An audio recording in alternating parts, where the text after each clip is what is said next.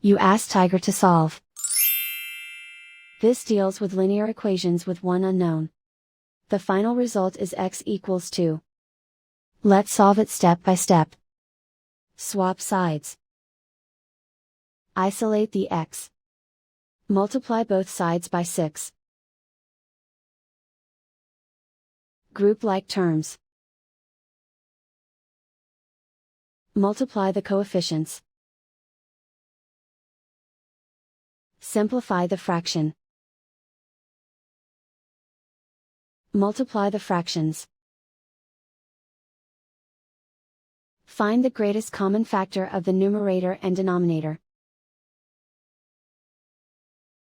Factor out and cancel the greatest common factor. And so the final result is x equals 2.